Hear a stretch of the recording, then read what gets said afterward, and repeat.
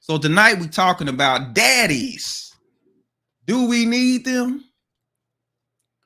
Daddies. Do we need them? Right. So we have a esteemed guest that will be joining us. I'll let Mr. Yogi introduce our guest for tonight.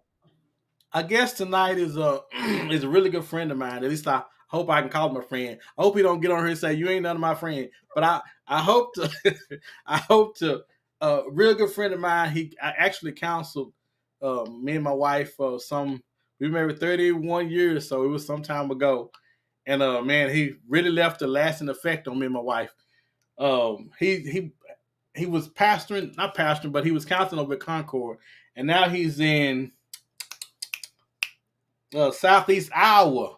So with no further ado, y'all show some love for Dr. Rod Stodghill. Yay! Welcome. Thank you. Yes, Ron, we are really good friends, brother. There are a few guys that you're going to run your life with, and you're one of them. Thank you. Thank you, sir. Wow. Thank you. I'll send you a check after the show. So you paid him to say all this. Hey, man. Anthony said, yes, I'm a father, not a daddy. Okay. Okay. Interesting. Is there a difference between daddies and fathers? Yeah. Huh.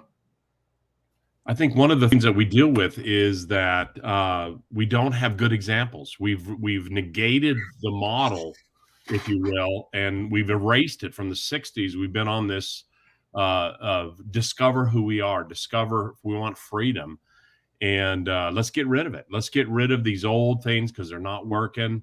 Yet we didn't replace it with something better. And we got to go back to having counseled so many. I figured maybe 15,000 sessions when I was at Concord. One of the things that I learned is God is very smart in giving the child to the mother first and not the dad. Oh, wow. Puts it in the mother's womb. The mother has a sense of excitement. I've met thousands of great mothers, very, very few bad mothers. And there just was the mother identifies the child with themselves, that they're loved, connects them to their sense of eating and going to the restroom. And then at about the age of 5 years old, the father begins to kick in. And daddy is a name that a child gives a father. Now, this is my personal experience. My daughter was about 8, 9 years old, and there was a Victoria's Secret thing going across the top of my deal, and I clicked on it and watched these models do their thing. Well, my daughter got on right away afterward and said that she said that Andrew, our oldest child, is looking at some dirty stuff. And my wife said, no, that was your dad. Your dad already confessed to me that he was looking at that. And from that day on, she never called me daddy again. Really? She hasn't to this day. She still calls her mom mommy. I lost something that day. Oh, wow. So now that's my experience. Now, each person, with your child, it's a very personal thing. But at about 5, 6 years of age, a heart awakens that I want a daddy. I want a father. I want to be mentored. I want to be what I like to call second seminated. And so the child begins looking, and the mother cannot feel this. This is where the son's masculinity is awakened. It's where the daughter's femininity is awakened. If the daughter's femininity is not awakened by the father, then her sexuality, and she turns to her male peers and say, hey, define who I am. And she begins to make a sexual identity rather than a feminine identity. And the males, they take a masculine identity. If the father's there and he calls it forward, then all the females in his life are covered and nurtured. If not, then his sexuality steps ahead of his masculinity, and he begins to take a sexual identity based upon how does he tantalize, how do the females feel about him. And so he moves into a secondary part of this awakening. And so when we don't have men, when we don't have fathers, we don't have this awakening. And so what happens is there's this horrible, horrific void that a son begins to have. And he begins to doubt his mettle. And so sometimes he tries to prove his mettle by getting into fights, by doing sports, by doing academics, by doing females, I'm just, so he's busy doing rather than being secure in being. Oh, and wow. So he doesn't want anybody to get close. So I keep everybody distant. Anthony said, yes, you need a father in their lives. Women can't show a male how to be a man. That's it. Monique said, I agree. Monique said, I agree. There is so much a mother cannot feel compared to their father or daddy. So people are agreeing with you, what you're saying. Mm-hmm. I never knew or looked at it to that depth, though. I knew it was something, but what you just explained, oh my goodness. Oh my goodness. The crazy thing about it is I remember being about 33 and I was still waiting for my father to become my daddy. I was waiting. I kept giving him chance after chance. Okay, you gonna come by the house at this time? We're gonna go do this. Yeah, and he wouldn't show up. I said, gotta give him another chance. Okay, you're gonna come by the house and you're gonna do this. Yeah. Wouldn't come. Gotta give him another chance. Because I didn't know how to turn that off until he passed. I was like, well, just ran out of time. But I waited till I was 33 to get that from him, and I never got it. Yep. Every son, every daughter is looking for that blessing. And it's, if you're no father at 6, then there's a sense of ignorance. There's a sense of, I don't know what's going on. I'm missing something. If I don't have anybody stepping in by the time of 12, now I'm ticked off. Now I got attitude. Now, no female teacher is going to tell me something. And this is when coaches can step in and help. Mm-hmm. I turned to my grandfather. My parents divorced in 8th grade. We moved next to my grandfather. I said, hey, Grandpa, can you teach me how to fish? Can you teach me how to fish? And my grandfather said, I'm done raising boys. And what I heard is, you're not worthy. Oh, wow. You're not worthy. And that's a mark that's on my subconscious. So 80% of what I think about is the absence of my father, my physical father, my grandfather, and just other things that men have said. I pick up on that, and that hides in my subconscious. And so when I sit and have other encounters with other men now, even though I'm 60, still this subconscious picks up. Pastor Bailey at Concord, he asked me to do something that was very bold. And I told him, I said, Pastor, I am chicken. I mean, he said, young man, your inadequacy will not serve you well. Oh, wow. And I knew I had to deal with it. And I knew I had said, God, you got to fix this, because this man, I respect this man. I'll do anything this man tells me to do, shows me to do. Amazing. And so we have all these men out there that we're quietly exhausted. We're waiting for somebody to authenticate us. Yes. And we don't want anybody. And this is why a lot of times we don't allow our wives or our daughters to get close to us, because I don't want them to see there ain't nothing there. Oh my goodness. Let me get Anthony's comment. Anthony said, me personally adopted my elder brother to be my daddy around 11 or 13. So he had to find somebody to feel that. But he said, still to this day, he is my confidant. Yes. And you just tapped into something. Oh my goodness. Oh my goodness. When you said, when your grandfather said, I'm done raising boys, you interpret it as, I'm not worthy. How often do our kids playing out that sense of not being valued? And that father is either not there, or they feel that rejection. I have one of my nephews, and he heard his father reject him, not to his face, but he heard him say it. And I know he struggled for a while, and he still has some issues, but just to have that not being valued. What it does is, it's called a third voice. So you have your first voice is the voice that's in your head. The second voice is the voice that's in your wife that you need to listen to. It's the voice. Whoa. Did you say your wife? Yeah. No. Skip that one. Skip that. Set the mute button. Huh? Okay, go. I'm sorry. Go ahead. So it's the voice of your children. It's the voice of your parents. It's the people that are in your inner circle. The third voice is this ominous voice that's hidden in your subconscious. It's based upon the programming of your childhood. And so if you have this programming of not worthy, then when you sit down at a table, that voice gets to speak first. And it's 80% of the decisions that you're going to make are based upon that subconscious. And I love what was just said there is it leads to a trauma, PTSD. We come out of our childhood with this PTSD, and we're bent on one thing: avoiding the pain, avoiding examination. And you cannot become a man. You cannot without sincere and intense examination. Let me get this comment. Debbie says, my girl's dad wasn't in their lives, but they looked up to my brother as a father figure and they turned out fine. I appreciate that. That's my sister. But what you said just then is, we look for that validation, but we go around and you say we don't like to be examined. Now, we can make babies, but being fathers is a whole different thing. But is that examination the reason why we run? Exactly. And we're going to do it because of who we are. You're going to do it 1 inch better than your dad did it to you. You're going to be a 1 inch dad better. And your dad, no matter how bad he was 1 inch better than his dad. And he prided himself on that. And I see that with my dad. My grandfather was an alcoholic. My dad is not.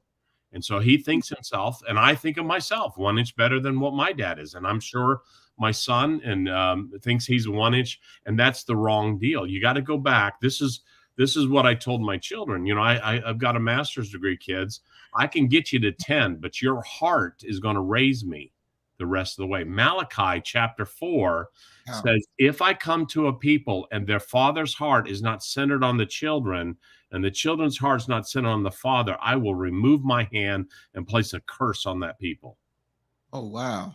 And that's the last verse that's in the Old Testament. And so God is looking. God comes to a home. God comes to a village. God comes to a community, to a church, to a mosque, to whatever. And the thing he's going to look is the father's heart centered on those children. And if it's not, he'll remove his hand and his blessing will disintegrate off of that family. Wow. I hope you guys are catching this. Listen, you got somebody. Anthony says I'm 8 inches. Yeah. If you're listening to this and you like what you're hearing, somebody else needs to hear this, please go ahead and share it with somebody, call somebody, let them know to tune into the show right now. They're missing some great information right now with Dr. Rod, who's here. Like it, share it, put it out, let people know. Tune in right now. They're missing the good stuff right now. And it's amazing because how much do we let ourselves off the hook by just saying, well, I'll do it 1 inch better than he is, but it's not the actual standard that is needed. How much do we let ourselves off the hook with that? And that's real easy. My mother was mentally ill, tried to kill me one time. And so I made sure I married a beautiful, and she's been an amazing mother. We've been married 42 years. And because I was better than my mother was, but better than my father, yet now I'm at this age where I'm going to the kids, and I've done this, and I'm in the process of doing this and saying, how did I wound you as a child? Well, Dad, you're okay. Don't worry. Don't worry. Just don't worry. No, I said, seriously. And then my oldest son said, you hurt me when I was 8, then you did it again when I was 10, then you finished it at 11. Wow. My youngest, who's an actor, so he's got a lot of drama, a little extra. And so he's where he got the third voice. Is Dad, you said this.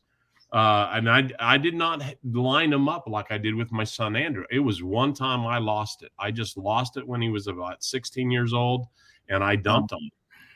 And with my daughter Tori, it was about I threatened to kill her cat. I mean, it just was like, and she said that I saw this protective, benevolent father who sang to me when she was 5 years old. I started singing to her the Joe Crocker song, "You are so beautiful to me. You're everything a daddy longs for, all that a daughter's supposed to be. You're so beautiful to me." And so we were tight in our relationship, but her cat was acting out, was peeing all over the place. And I said, listen, I can get rid of this.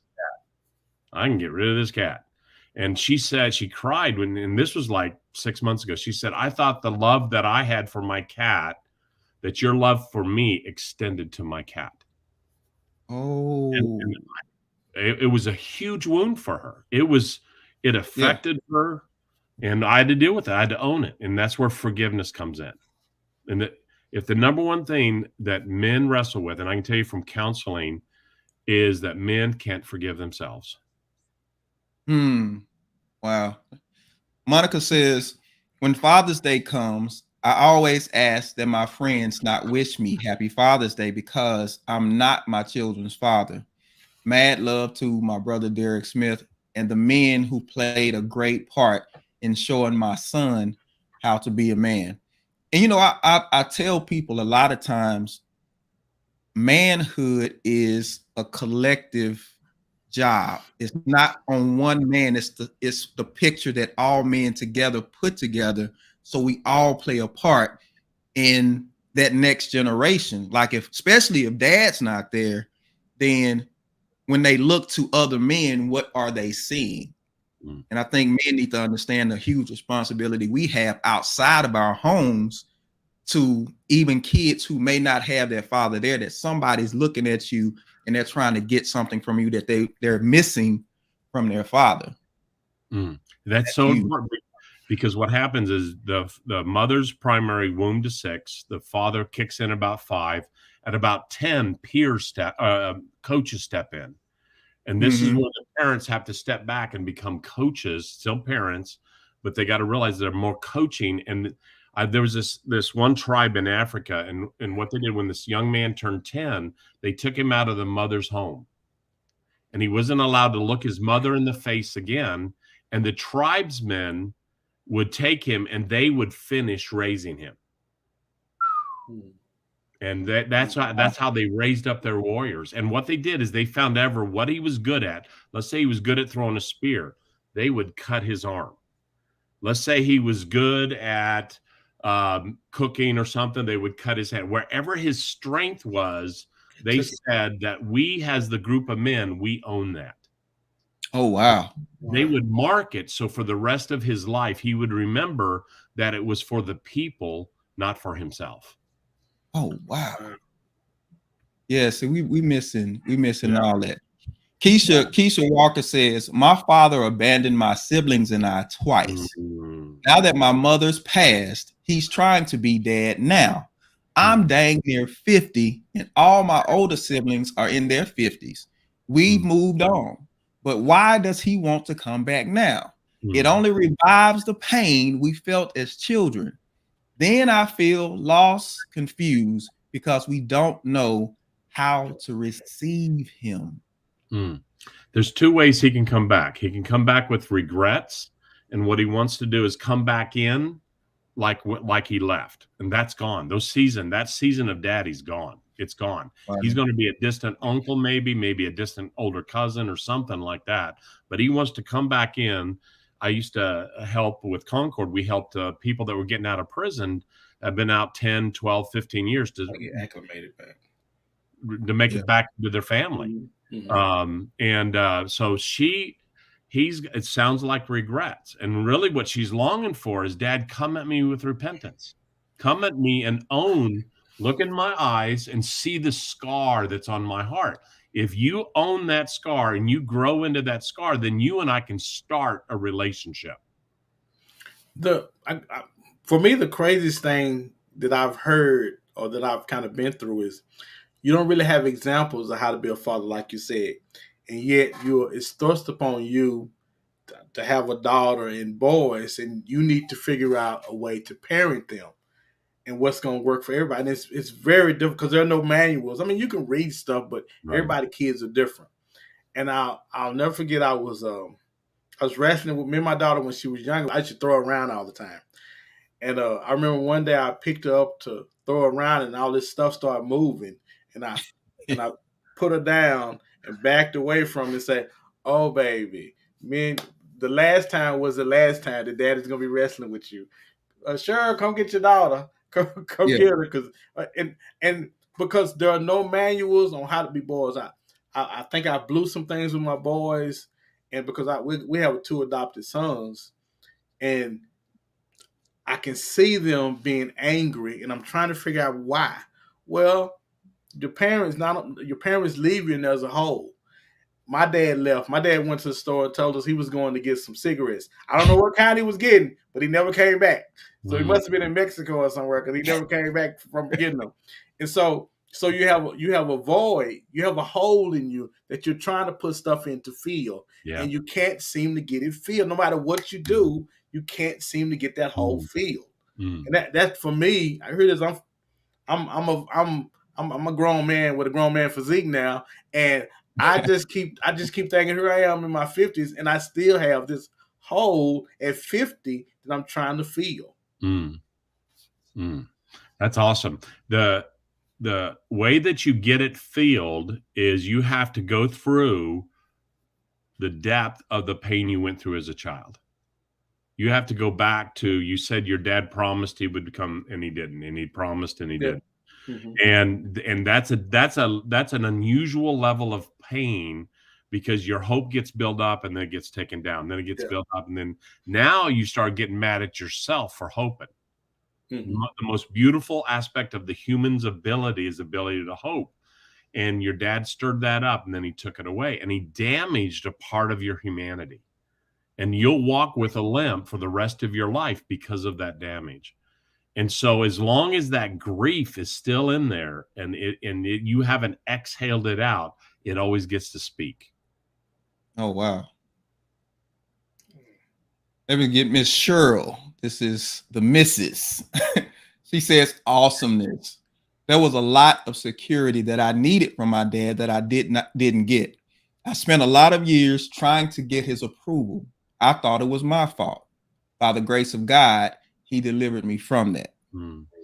We always blame ourselves. The children always blame themselves. It's amazing to me that even in sexual abuse, the children will say, I did something, and there's this sense of shame. There's a sense of inadequacy. And I love what you said. God delivered me, and God can do that. That is what God does. Wesley said, I told my dad we could be friends because the time to be a father had passed. Well done, Wesley. Yep. And if the dad says, no, I'm going to be your dad, then we're not going to be friends. Wow. It's the reason we don't have racial reconciliation in the United States is my white kind want to say, hey, you guys need to live with the wound. I don't. Let's just go on. No. We have to own the wound. And the wound has to become a part of us. Wow. And it has to be at a being level. It can't be at a thinking level. It can't be at a Harvard level. It's got to be at a being level. Oh, wow. And that's what, and it's the same thing in a marriage. If the husband messes up and he wounds his wife, he has to own that scar that's on her being. When my wife and I were dating, she's German, and I met her overseas. I flew back home and kissed an ex-girlfriend. If you see her today, John, when you see her and you say to her, say, hey, redhead, 77 or 78, Gabi today will cry. Are you serious? 44 years later, a tear, because in that moment it becomes, and that's what we've got to do. We have to reconcile at a being level. And so the dad can come in and he's got to look into his daughter. He's got to look into his son's eyes and say, I don't understand it. My dad was there for me. I wounded you. I can see the scar. Can you help me grow into it? And what's going to happen is the child's going to throw up. They're going to throw up all this stuff they've been keeping. Oh, wow. Yeah. The people are loving you. Ivan says, wow, Dr. Rod, knowledge bomb. So he's dropping all kinds of knowledge. Dr. Selena says, Dr. Rod has my lower lip quivering. That means there's grief there. That means she's healthy enough to feel the pain that's there. What's unhealthy is when we suppress it down John, you talked about a little bit, and we have all these systems that we develop to keep that pressure, to keep that down, and then all of a sudden it erupts and we explode and we hurt people around us. Well, the crazy thing, one of the reasons why I started doing comedy was to hide behind something. Yeah, I didn't want people to see the hurt and the pain that I was going through because it was making me angry. And so I started doing comedy, making people, being the funny guy, so I could hide behind what was really going on inside. So, yeah. Monique says, if a father is absent in various ways, what can the mother actively do to center the child, especially a boy, try to take some of the pain away? There it is. This is what I love about moms. This is what I love about my wife. If I could go back in time and tell the 18-year-old that just met this beautiful 17-year-old, this woman is going to love you. Mother's love. And I love this, Monique's love for her son. You can't take the pain away.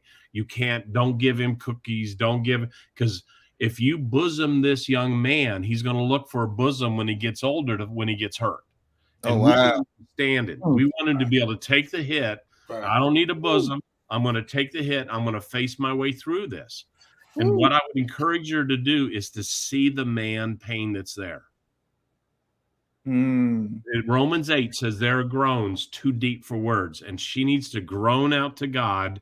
God, you need to raise up some men for this young man, and I'm going to groan for him for the rest of his life, is that you would continue to bring these men into his life that are going to speak into his life.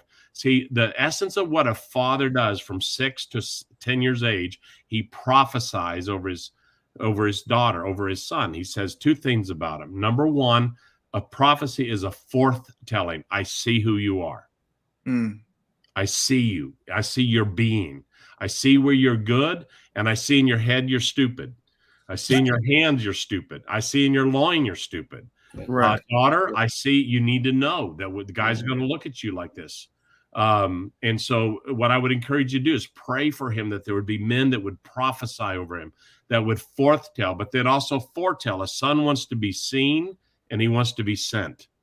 And they would foretell. They would say, listen, when a woman does this, don't, the mother's prayer in Proverbs 31, do not give your strength to women. Do not give your strength to women. There are going to be women that are going to come up, and he needs men warning him about that. Warn him about somebody handing him a funny cigarette that has a funny smell and in a wrong place and a wrong time. There's places for that. There's the right time and all this. An alcoholic drink. And I told my son, I said, both of them, I said, it does not matter to me what you do. You will not change my love for you. However, you will determine how my love comes back to me, whether it comes back as grief or joy. Oh, wow. Now, you will not change my love for you. You will not. That'll make you think. And it happened for them. The way that I described it, they experienced it and they were ready for it. That's what a mentor does. That's what a father's supposed to do. And I see you making your way through this. But we don't have no books or nothing, Rod. How we supposed to know all of this? You gonna tell me all this today? I'm 17 years in now. I'm too late, Rod. I can't go in and say, look in my eyes. I can't. It's too late now. John, I promise you this. Andrew and I were in college. He was getting ready to go to college. This young lady comes over to take our order. She bends over, and Andrew and I both look down, and we can see her belly button. And in other words, you can see. And so when she leaves, Andrew says, Dad, what am I supposed to do with that? And man, I'm making this stuff up as I go along. I never read a book on this. What am I supposed to do with that? It was a freebie. Enjoy. Just drink it in, man. Just. And I said, Noknow. He says, what's that mean? No, that was not your set. But no, that's making a set for you. Wow. And that was the most powerful sexual focused thing that he'd ever been through. He said, Dad, where did you get that? And I said, dude, I am making this stuff up as we go along. Books out there. So if you are in this place, this is why the Malachi says you send it on your child's heart. Your child's heart will give you the answer. Wow. Your child's heart will give you the answer. And that's why God says, if I find a people, I don't care if they're religious, I don't care if they're whatever persuasion they are, but if I find the fathers who centered on their children's heart, and this is the thing that Chuck Swindoll did this deal where he asked these 5-year-olds, what's the number one thing you want to hear from your dad?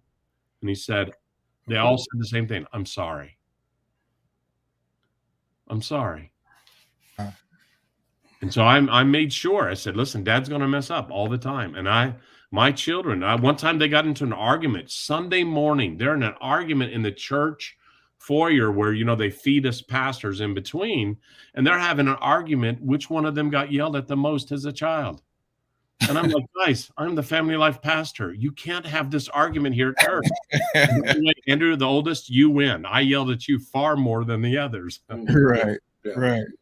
Listen, everybody, make sure we don't have that much time left, but like, share, subscribe, share this out to somebody right now. Some great stuff being shared right now. We got a comment we want to go to real quick. I can get my producer. We'll come back to it. While we're waiting, if he said one thing that you think somebody else need to hear, I think everybody all need to be sharing, because I'm certain there is something that everybody needs to hear. Share this out. Yes. Mika says this conversation is vital. Although my dad was there and still here for us, there can still be things. We have healthy conversations about everything, but conversations like this are healthy. Wow, this is good. I can't wait for my dad to hear this. He was amazing because he said he didn't want us to miss because he did. Keisha says, I'm watching this and I can't stop crying. He is trying to come back to the 9-year-old he left. And that's exactly what we want, is for him to accept what he's done. He had both his parents and we were very close to them. I understand there isn't a manual, but he left and completely embarrassed us as a family. My dear mother died of a broken heart, hoping he'd come back, and he married someone else, raised her kids, and now want us to be a family. Is it okay to not want to deal with him? Wow. Yeah. Yes. The thing that, let me encourage you, process your grief. Get it out, throw it up. Because what you've been doing for years is you had no safe place. And now all of a sudden you're hearing good voices and you realize this is it. And so wow, get it out, throw it up. And this is where groans are too deep for words. And that's why you heard me just make that noise. Just get it out and flow it out. You're going to feel so much better. And then you're going to see if he owns the wound, you can reconcile. If he doesn't own the wound, then you're friends. It's like a Republican and a Democrat living together. It's like a Muslim and a Christian living together. You're going to establish this political relationship. The problem is he wants you to be the 9-year-old. He wants to have authority in your life. And it's like you didn't do the time. You did not do the time, and therefore you don't get the reward. You didn't do the investment. You go into a bank, I want to withdraw some money, but you didn't do the investment. And there's zero investment. Now we can start again, but we're going to start as adults, and it's got to reconciling of being. Now we can reconcile mind-wise, but to reconcile of being, Dad, you got to own the wounds. You got to own the scars that I have suppressed so bad. And it's going to take me usually about a good month to open up for every scar of a year. So if it's been 30 years, Dad, you got 30 months of time. You got 30 months of throwing up that I'm going to do. And if I'm worth it, you'll endure, and you're going to grow. You're going to learn things about a daughter. You're going to learn things about a son. As you and I establish this messy, bloody relationship, and we're going to have an amazing relationship when it's all over. Wow.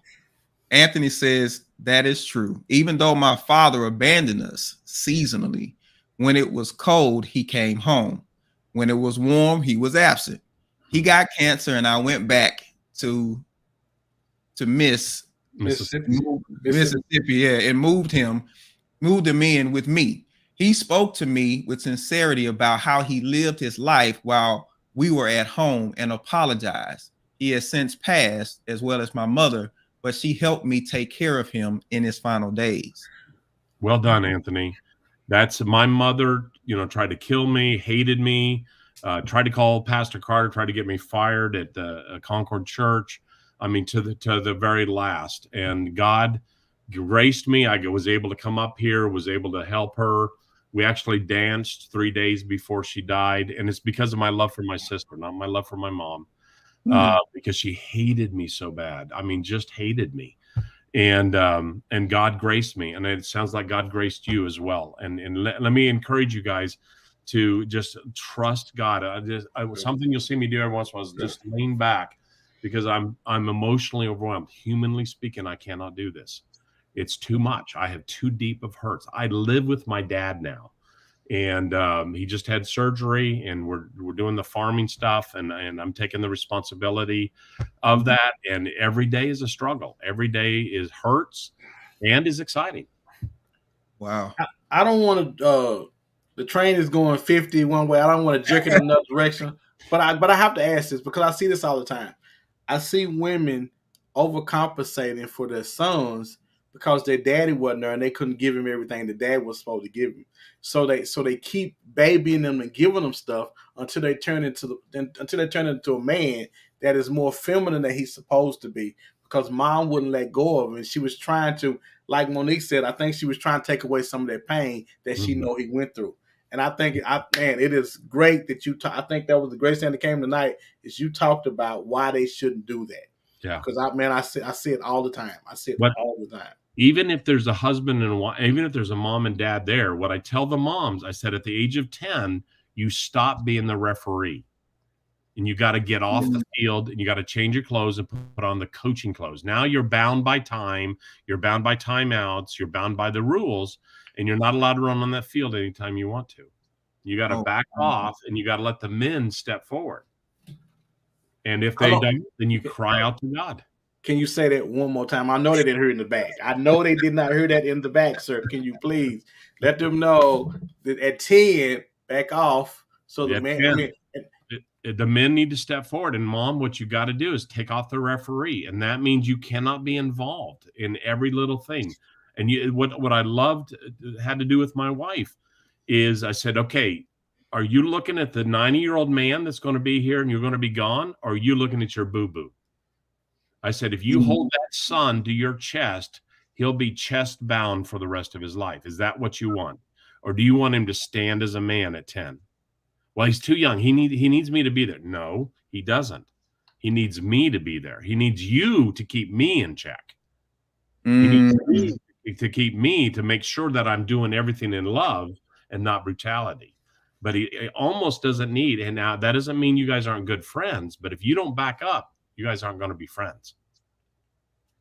Oh, wow. In a country to where the statistics show how so many fathers aren't in the home, I don't. Is that why the country? Is that why a lot of relationships and kids are in the shape to win? Because we're in a bad spot when it comes to men, and it would appear that it's over the period of time that we've been doing that we haven't been in the home.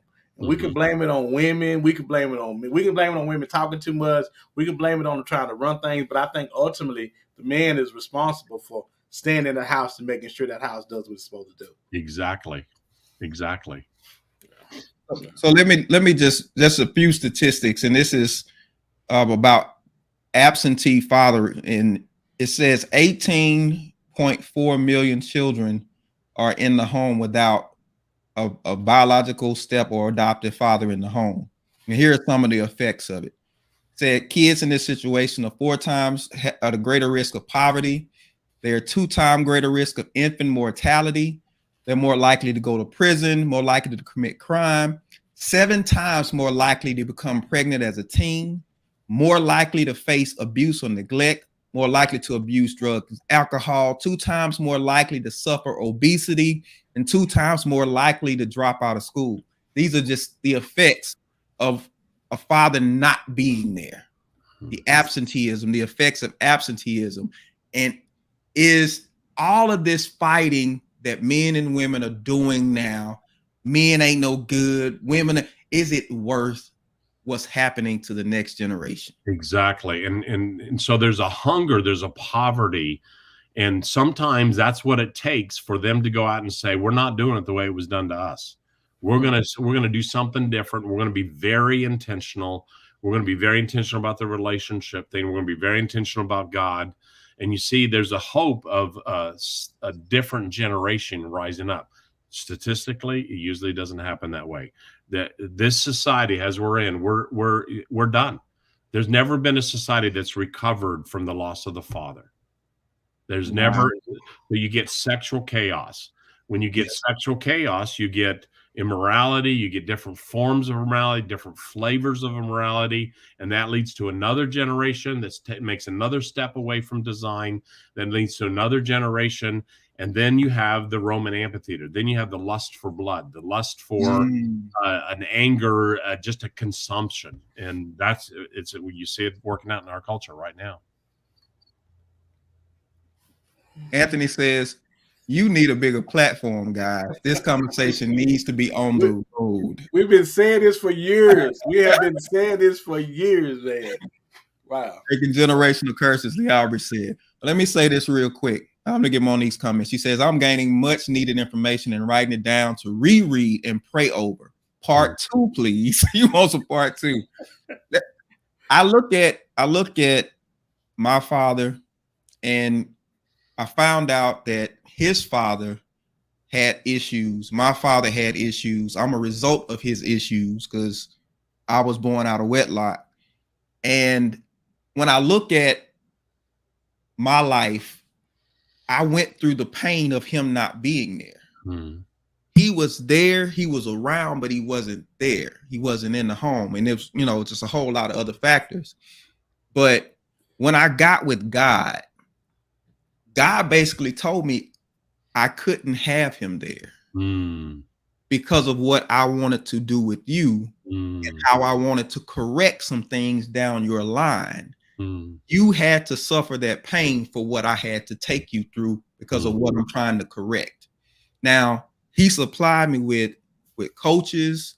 He supplied me with, especially, and I tell anybody, my father-in-law was a huge, huge help to me. And he stepped in at a great time for me. But God reconciled that in my heart because he was like, for what I needed to cut off, I know it hurt, but I needed to cut it off. Pain that you feeling, it was necessary because you have to be that much better. Amen. And that's why you're here today, is you want people to not have to go through what you went through. Same with me. That's the Lord showed me the same thing with my mother. And my father is that, and I see it when people come in for counseling, and it makes it worthwhile. For me, is that I will go through that again if it helps me be there for you. Very good.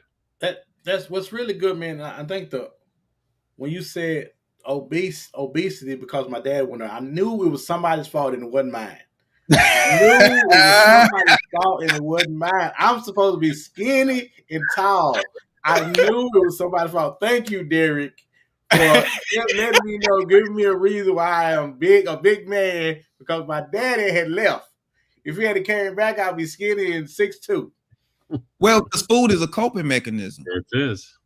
And especially in the Black neighborhood, in the Black community, we have, it's called comfort food for a reason. We have so much issues, we need comfort, and we look for comfort in food to much of our health demise. And it's a problem. And we have been talked out of letting our fathers be in the home because of food stamps and stuff like that. When we add so much more to the house than money, that you can't even put a value on the money. You know what I'm saying? It's worthless. You can't put a cost on it. You can't, how valuable it is for the father to be in the house. Yeah. It's amazing. I live in this house with this 84-year-old man, can't get up out of bed. Yet the other night we got coyotes around and they were making some noise, and he got up and I went back to sleep because I ain't scared. My dad's in the house.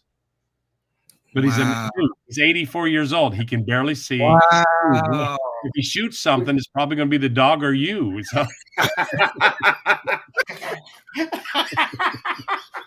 Oh my goodness. Scared because Dad's home. Lucille Ball said, she was asked before she died, said, "What's wrong with America?" She said, "Daddy's not home. When he gets home, it'll be okay." Oh, wow. Final thought. I don't really know how you can end no better than that. I don't know what you can. I do not know what you can say. Oh my goodness. Daddy is home. Oh my goodness. Daddy is home. Wow. Final wrap up. We'll start with you, Dr. Rod. Final thought. God made us. And when you were in the very beginning, it says in Jeremiah chapter 1, before I formed you in your mother's womb, I knew you. I planted in you a mother ache. I planted in you a father ache. And that's why this ache is there. And that's why the anger is there, is when the father's not there. And we have an opportunity to face it. And then let's fix it. Let's learn how to help each other and to grow together. Let's build community. Let's build where the men step up and we help each other. And moms recognize what they can do and what they can't do. And again, let me celebrate mothers. Thank you, moms, for what you do. And groan and cry out to God. Romans 8, there are groans too deep for words. And let's move God to move in our community so that we have the sons and we have the daughters that they deserve. They have the influence that they deserve. My final thought is this. I just want to, my heart goes out to the kids that are coming up without daddies and the young men that are trying to be men. And I just pray right now, man, that God brings men, bring coaches, bring somebody that can help with the healing process. And I want to pray for every man or woman that didn't have their dad in their life, man, that God heals you from that so you can continue to move forward. That's my final thought.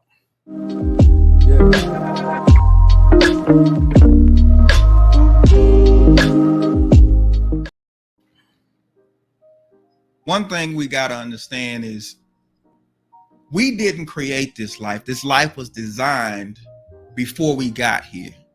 If we don't respect the design, we invite disaster. And that's exactly what we've done. I know everybody feels a certain way when you talk about God, but God is the creator and he set this thing up to work a certain way. And if we don't respect the way he set it up, we can't expect success outside of what he designed. We've all made mistakes. Men have made mistakes. Women have made mistakes. But when are we going to say, you know what? I admit my fault and I want to get better and I want to move forward on both sides, because we continuously losing generations of kids and the stats keep running up and they're not getting better. And it's going to take a collective effort for men and women to say it stops here. I'm going to be there as a man. Women, I'm not going to take on a man before it's time. And just the whole nine. There is so much that we can do to start to pull this thing back in, and it's necessary. So let's care about the next generation enough to get ourselves right so that we can correct this problem before it gets any worse, because we're in a bad way right now and we really need a healing. And I think if we do it God's way, that healing will begin to take place. And that's our King Speaks for this week.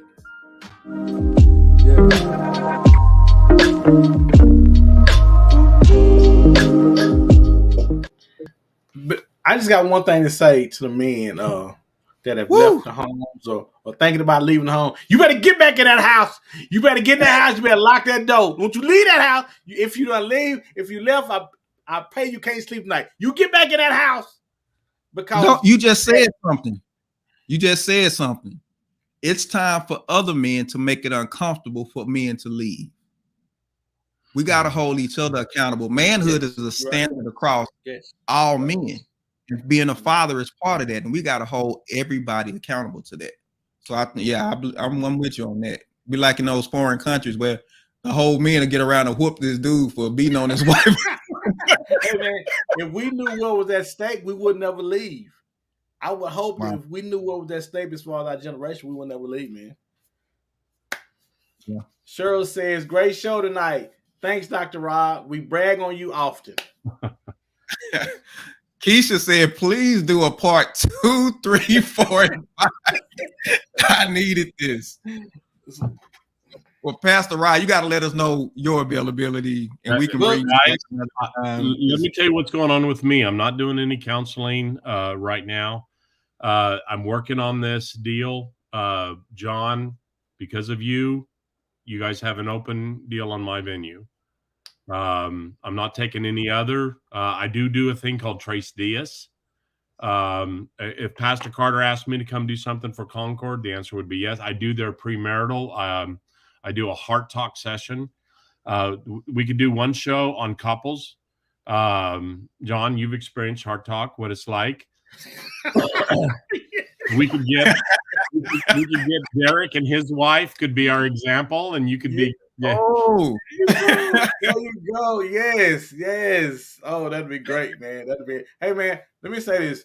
I really appreciate you. I cannot express how much of an impact you've had on our lives. From the time I talked to you, and all we've talked about since was Dr. Rod. You wouldn't believe it. I know you can't sleep because we're always talking about you, man. I really appreciate you. I really appreciate you joining us, man. But more importantly, I appreciate you being a blessing to all of our listeners, man. I really do. I appreciate it, man. And I love you, man. You my dude, man. Love you, dude. Anything I can do, guys. The answer is yes. I've got a few things coming up, but I can send you a Calendly link. So you guys can just go ahead and just look and say, hey, we'd like to block that one. We'd block that one. Mm-hmm. And that way you own it. That way, once you get that time in there, I'll do that. I'll do that tomorrow. And that way, and I would, a couple of things. There's a great study. If you guys want to read it, it's a Harvard study of these old men. They started this in the 1920s. They just finished it. And it says the number one thing that it takes is a benevolent relationship with a father to be a successful man. What's the name of the book?